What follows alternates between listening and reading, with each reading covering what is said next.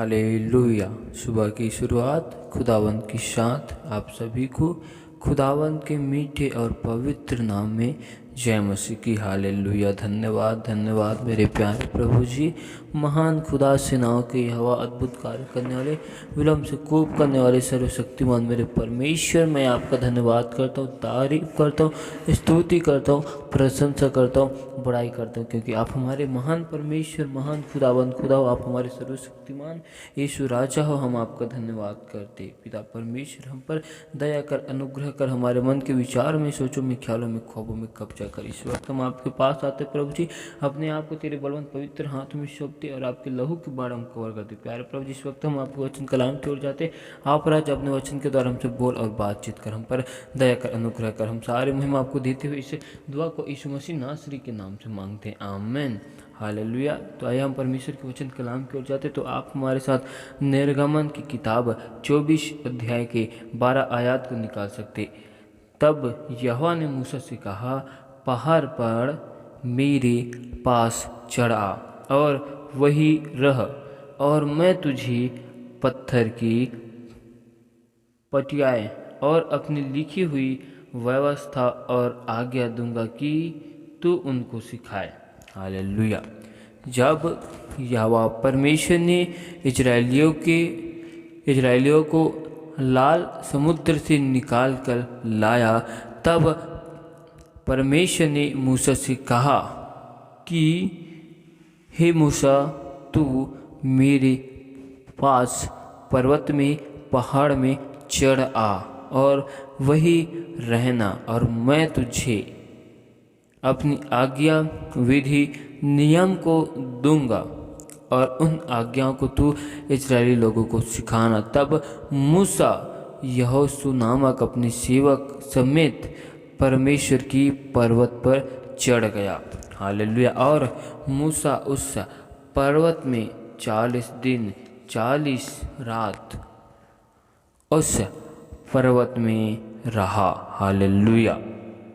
और हम आगे वचन में देखते हैं इसी का 31 अध्याय के 18 आयत में, जब परमेश्वर मूसा से सीने पर्वत पर ऐसी बातें कर चुका, जब परमेश्वर मूसा से सीने पर्वत में अपनी आज्ञाओं को, विधि को दे चुका, हालेलुया, तो उसने उसको अपनी उंगली से लिखी हुई साक्षी देने वाली पत्थर की दोनों तख्तियाँ दी। और हालेलुया। और जब इजरायली लोगों ने देखा कि मूसा को आने में विलंब हो रहा है, तब वे हारून से कहने लगे कि अब हमारे लिए एक देवता बना, जो हमारे आज्ञा की, हमारे अगुवाई करता हुआ चलता जाए, क्योंकि जो परमेश्वर की नबी है, परमेश्वर की जो दास है, वो परमेश्वर से मिलने के लिए परमेश्वर की पर्वत पर गए हैं, लेकिन उसका अब तक क्या हुआ हमको मालूम नहीं है। इसी वजह से अब हमें अगुवाई करने वाला कौन होगा? हालेलुया। इस वजह से उन इजरायली लोगों ने हारून से कहा और अपने सोने चांदी के द्वारा हारून के हाथों से एक बछड़ा ढलवाकर बनाया। हालेलुया। और जब उनका बछड़ा बन गया तो उन्होंने कहा, हे इजराइल, तेरा ईश्वर जो तुझे मिस्र देश से छुड़ा लाया है, वह यही है। हालेलुया। और सभी इजरायली लोग उस मूरत की आराधना करने लगे। हालेलुया। क्योंकि वे अपने पुरखाओं के विश्वास से भटक गए थे। वे अपने पुरखाओं के विश्वास को खो चुके थे और अपने जीवन में परमेश्वर के चिन्ह, चमत्कार को, अद्भुत कार्य को भूल गए थे, क्योंकि वे लोग जब मिस्र की देश में रहते थे तो वे इजरायली लोग वहीं की रीति रिवाज के अनुसार वे ढल गए थे। उन्हीं की रीति रिवाज उनकी स्वभाव में आ गया था। हालेलुया। जब मूसा को पर्वत से आने में विलंब हुआ तो उन्होंने सोचा कि अब मूसा कभी भी वापस लौटकर नहीं आएगा। यही वजह हो गई और उन्होंने अपने मन में विचार बना लिया कि अब हमें इस जंगल से आगे कौन निकालेगा, क्योंकि अब हमारे साथ मूसा तो रहा नहीं जो परमेश्वर के साथ में चलता था। और उन्होंने सोचा कि अब हमें हमारे हाथों से परमेश्वर को ईश्वर को बनाना है, जो हमें अब इस जंगल से निकाल कर ले जाए। अतः इजरायलियों ने यही सोचा और जब उनका बछड़ा बन गया तो वे लोग कहने लगे कि यही है जो हमें इजराइल से, हमें मिस्र की आज़ादी से, मिस्र की गुलामी से हम इजरायलियों को निकाल कर लाया। अब यही है जो हमें इन जंगल में से निकाल कर ले जाएगा। लेकिन जब परमेश्वर ने देखा कि इजरायली लोग परमेश्वर के विरुद्ध में फिर से बलवा कर रहे तो परमेश्वर ने मूसा से कहा कि तू झट नीचे उतर जा। हालेलुया। क्योंकि जिस मार्ग पर चलने की मैंने उनको आज्ञा दी थी, उन आज्ञाओं को इजरायली लोग भूल चुके हैं और उन्होंने अपने लिए एक बछड़ा ढाल कर बना लिया है और उसको दंडवत कर रहे हैं। यह देखकर परमेश्वर अति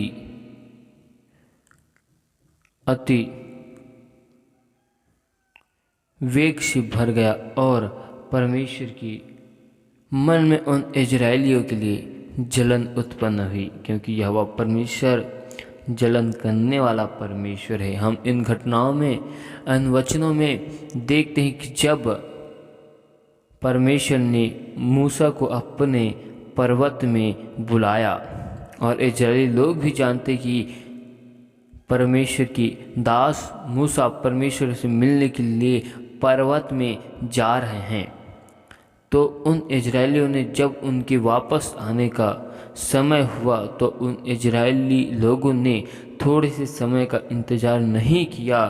और जब उन्होंने थोड़े से समय का इंतज़ार नहीं किया और वे लोग परमेश्वर के विरुद्ध में गुनाह कर बैठे, अपराध कर बैठे, पाप कर बैठे और उसी थोड़े से समय में अपने परमेश्वर यहोवा को भूल गए, उनके उपकारों को भूल गए, उनकी आश्चर्य कर्मों को भूल गए। हालेलुया। यहाँ तक कि परमेश्वर कौन है उस परमेश्वर को ही भूल गए। वे लोग अनदेखी परमेश्वर को भूल गए और जो आँखों से दिखाई देते हैं उस परमेश्वर की उपासना दंडवत करने लग गए। लेकिन उन्होंने अनदेखे ईश्वर को, अनदेखे परमेश्वर को, अनदेखी खुदावन को भूल गए, जो उन्हें मिस्र की गुलामी से आज़ाद करके लाया, जो उन्हें लाल समुद्र के बीच में से निकाल कर लाया।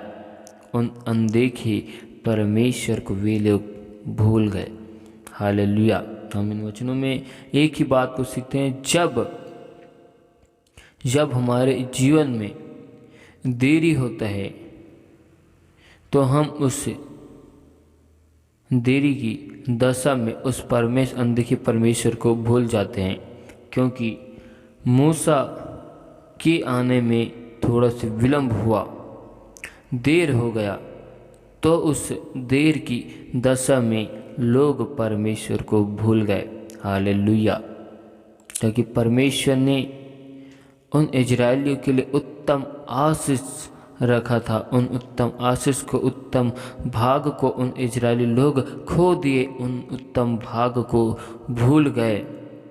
हालेलुया। और उनके जीवन में वही आशीष अभिश्राप में बदल गया। हालेलुया। कुछ समय की देरी, कुछ समय का वक्त मूसा को आने में लग गया और वही उन इजरायलियों के लिए पाप का कारण बन गया। उन्होंने अपने अनदेखी परमेश्वर को कुछ सेकंड में, कुछ वक्त में, कुछ समय में भूल गए। वे लोग अपने यहोवा परमेश्वर को भूल गए। हालेलुया। उन्होंने मूसा को भी भूल गए, यहोशू को भी भूल गए। अब मूसा का क्या हुआ होगा हम नहीं जानते।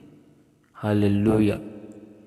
हालेलुया। हम इन वचनों से इसी बात को सीखते हैं, अगर हमारे जीवन में परमेश्वर की आशीष आने में देरी होती है तो इसका अर्थ नहीं कि परमेश्वर हमको आशीष अभिषेक नहीं करेगा, लेकिन परमेश्वर हमारे लिए देरी करते तो हमारे मन को जांचता है,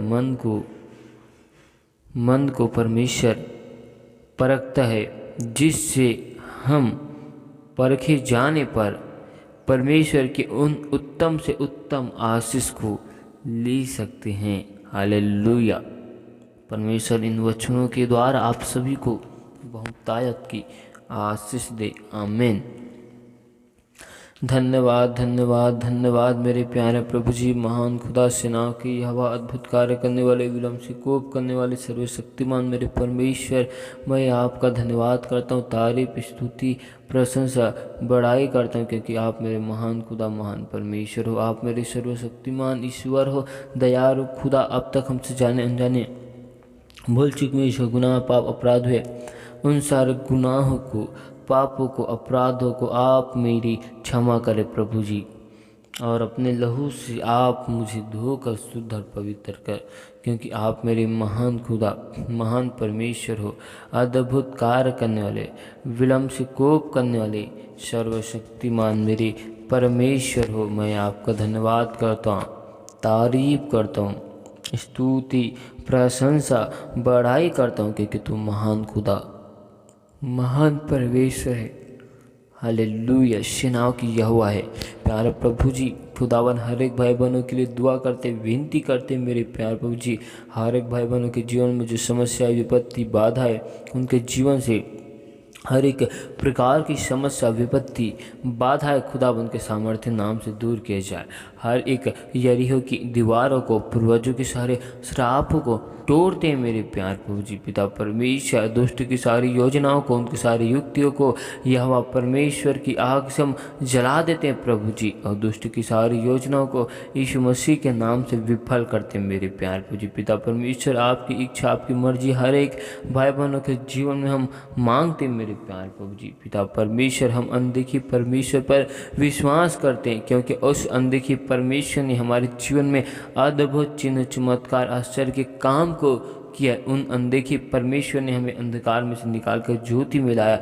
इसलिए हम यहोवा परमेश्वर यीशु मसीह का हम धन्यवाद करते हैं। हालेलुया। पिता परमेश्वर हम पर दया कर, अनुग्रह कर, हमारे मन की विचारों में, सोचों में कब्जा कर। पिता परमेश्वर हर एक भाई बहन आपकी आत्मा में, आपकी सामर्थ्य में बढ़ने वाले बन जाए प्रभु जी। तेरे वचन में, कलाम में हर एक भाई बहन चलने वाले, बढ़ने वाले बन जाए प्रभु जी। हर एक भाई बहनों के जीवन में तू कार्य कर, उनके मन में, सोचों में, ख्यालों में, ख्वाबों में कब्जा करे, और अपने लहू से धोकर शुद्ध और पवित्र कर, क्योंकि तू मेरे महान खुदा, महान परमेश्वर, अद्भुत कार्य करने वाले, विलम्ब से कोप करने वाले, सर्वशक्तिमान मेरे परमेश्वर है मेरे प्यारे प्रभु जी। और मैं आपका धन्यवाद करता हूँ, तारीफ करता हूँ, स्तुति करता हूँ, प्रशंसा करता हूँ, क्योंकि तू मेरे महान खुदा, महान परमेश्वर है, अद्भुत कार्य करने वाले, विलम्ब से कोप करने वाले, सर्वशक्तिमान मेरे परमेश्वर हो प्रभु जी, आपकी इच्छा आपकी मर्जी हर एक भाई बहनों के जीवन में पूरी की जाए। हर एक भाई बहनों के जीवन में सुख शांति की घोषणा, आनंद की घोषणा करते प्रभु जी। तेरा वचन हमारे पाँव के लिए दीपक, मार्ग के लिए उजाला है प्रभु जी। तूने हमें आगे पीछे घेर रखा है, हम आपकी आत्मा से भागकर कहीं जा नहीं सकते, क्योंकि आपने हमें अपने गवाहों के बड़े बादल के द्वारा हमको घेर के रखा है प्रभु जी। पिता परमेश्वर, आपका वचन हमारे जीवन के लिए ज्योति है प्रभु जी। आपका वचन हमें अनंत जीवन के राज्य में ले जाने का एक मार्ग है प्रभु जी। आपका वचन हमें उस अनंत जीवन के मार्ग में पहुंचाने का एक जरिया है प्रभु जी। इस वजह से हम आपका धन्यवाद करते हैं, क्योंकि आपने अपने नाम से ज़्यादा अपने वचन को महत्व दिया प्रभु जी। इसके लिए हम आपका धन्यवाद करते हैं। पिता परमेश्वर, हम पर दया कर, अनुग्रह कर मेरे प्यार प्रभु जी, क्योंकि तू महान खुदा, महान परमेश्वर है, सर्वशक्तिमान यीशु मसीह है। हम आपका धन्यवाद करते। हर एक भाई बहन आपके नाम की गवाही के साथ आपके भवन और आपके राज्य में खड़े किए जाए प्रभु जी। हर एक लोग राजा आत्मिक बातों में, आत्मिक स्तर में यीशु मसीह के नाम से बढ़ने पाए प्रभु जी।